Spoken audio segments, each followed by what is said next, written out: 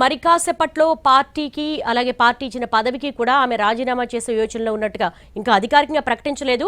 మరి కాసేపట్లో లేఖ విడుదల చేస్తారని అంటున్నారు. ఏ విధంగా ఉండబోతోంది అసలు కవిత నెక్స్ట్ స్టెప్? ఆమె పార్టీ పెట్టబోతుంది. ఇప్పుడు ఆమె ఎమ్మెల్సీ పదవికి కూడా రాజీనామా చేయాల్సిన అవసరం లేదు. వాస్తవానికి ఆమె పార్టీకి కూడా రాజీనామా చేయాల్సిన అవసరం లేదు. ఎలాగో పార్టీ ఆమెను సస్పెండ్ చేసింది గనక ఆమె బీఆర్ఎస్ నాయకురాలు కాదు. ఆమె దానికి వివరణ ఇచ్చుకోకపోతే ఆమె సస్పెన్షన్ కాస్త బహిష్కరణగా మారుతుంది, ఎక్స్పెల్షన్ అయిన తర్వాత ఆమె ఎలాగూ బీఆర్ఎస్ నాయకురాలు కాదు.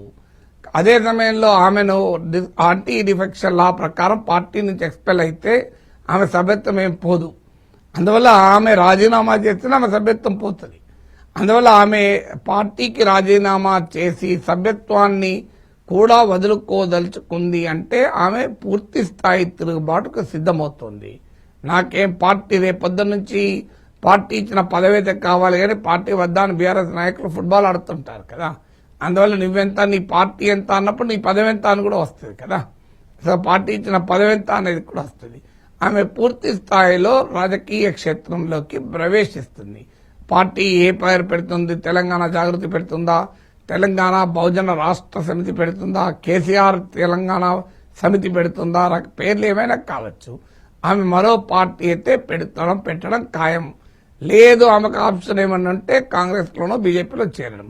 కానీ ఆమె ఆల్రెడీ బీజేపీ పైన కత్తులూరింది, కాంగ్రెస్ పైన విమర్శలు చేసింది. కాంగ్రెస్ పార్టీ కేసీఆర్ ను అవినీతి పరుడు అని చెప్పి సిబిఐకి విచారణ ఇచ్చింది. సిబిఐ ఇప్పుడు విచారణ జరుపుతోంది. కేసీఆర్ అవినీతి పరుడు బీజేపీ కూడా అంటోంది. ఈ సమయంలో ఆ రెండు పార్టీల్లో చేరితే ఆమె ఇప్పటిదాకా చెప్పిన నరేటివ్ కేసీఆర్ దేవుడు, కేసీఆర్ మంచివాడు, కేసీఆర్ కావాలనే వీళ్ళు పక్కదారి పట్టిస్తున్నారన్న నరేటివ్నే బిల్డ్ కాదు.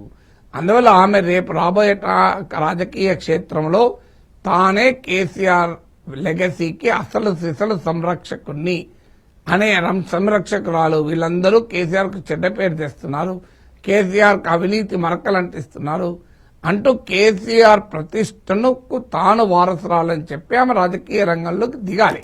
ఇంకో మార్గం లేదు కదా. అంటే నాగేశ్వర్ గారు, ఇక్కడ ఒక ఆసక్తికరమైన అంశం ఏంటంటే మా నాన్న మీద సిబిఐ ఎంక్వైరీ వేస్తారని బాధపడతారు, మా నాన్న చుట్టూ ఉన్నటువంటి దయ్యాలే మా నాన్ననిలాగా అప్రదిష్ట పాలు చేస్తున్నారని చెప్తున్న ఎమ్మెల్సీ కవిత ఇప్పుడు కేసీఆర్ లెగసీ, కేసీఆర్ వారసత్వానికి తాను ఎలా ప్రజల్లోకి వెళ్ళగలదు? ప్రజలు ఏ విధంగా ఆదరిస్తారు? ఎందుకంటే బీఆర్ఎస్ పార్టీ ఏర్పడిందే తెలంగాణ సాధన కోసం నీళ్లు, నిధులు, నియామకాలు, అలాగే ఒక సెంటిమెంట్తో బలపడిన పార్టీ. ఆ పార్టీలో ఆదరించిన ప్రజలు కేసీఆర్ను కాదని వేరే పార్టీ పెడితే ఎమ్మెల్సీ కవిత వెనక వెళ్లే అవకాశాలు ఎంతవరకు ఉంటాయి? అంటే రాజకీయాల్లో ఎలా జరుగుతుంది అనేది మనం ఇప్పుడే ఖచ్చితంగా అంచనా వేయలేము. ఎందుకంటే ఇప్పటికున్న పొలిటికల్ స్పేస్ చూస్తే మీరు అన్నది నిజం. కవిత పెద్ద ప్రభావాన్ని చూపెట్టకపోవచ్చు అనే అర్థమవుతుంది. ఎందుకంటే బీఆర్ఎస్ లో నాయకులకు కానీ శ్రేణులకు కానీ పెద్ద ఎత్తున కవిత వెనకాల ర్యాలీ అవుతున్న పరిస్థితి అయితే ఇప్పుడు లేదు. అందులో కేసీఆర్ యాక్టివ్గా రాజకీయ నాయకత్వంలో ఉన్నాడు కనుక. సో కానీ మనకు ఇప్పుడు తెలుగుదేశం అనుభవం ఉంది. ఎన్టీ రామారావు పైన చంద్రబాబు నాయుడు తిరుగుబాటు చేస్తే ఎన్టీ రామారావే ఓడిపోయాడు, చంద్రబాబు నాయుడే నెగ్గాడు కదా మనం. అందువల్ల అయితే ఆ పొలిటికల్ కాంటెక్స్ట్, ఈ పొలిటికల్ కాంటెక్స్ట్ ఒక్కటి కాదు. అందువల్ల కేసీఆర్ ఇప్పుడు మీకు లక్ష్మీ పార్వతి రూపంలో ఎన్టీ రామారావుకు నష్టం చేశారు అనే ఒక నెరేటివ్ ఆధారంగా చంద్రబాబు నాయుడు నాయకత్వంలో తిరుగుబాటు జరిగింది. పార్టీ నమ్మింది, ప్రజలు కూడా నమ్మారు. ఇప్పుడు ఇక్కడ కవిత చెప్తున్నది కేసీఆర్ చుట్టూ చేరిన కోట్ అండ్ కోట్ దయ్యాలు కేసీఆర్ అప్రతిపాలు చేస్తుందని పార్టీలో అనుకోవడం లేదు, ప్రజలు అనుకోవడం లేదు. సో అందువల్ల అది నిజమా అబద్ధమా అనే దాంతో సంబంధం లేదు. అది ఇప్పుడు ఆ రోజైనా ఈ రోజైనా అది నిజమా అబద్ధమా అనే దానికన్నా ప్రజల్ని నమ్మించగలరా అనే అంశం పైన ఆధారపడి ఉంటుంది. పార్టీని నమ్మించగలరా అనే ఆధారపడి ఉంటుంది.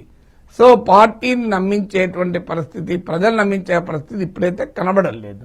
ఎందుకంటే కేసీఆర్ ఏదో అసక్తుడుగా అసమర్థుడుగా ఉండిపోతే ఆయన చుట్టూ ఉన్న వారే కేసీఆర్ నడిపించే సీన్ అయితే లేదు.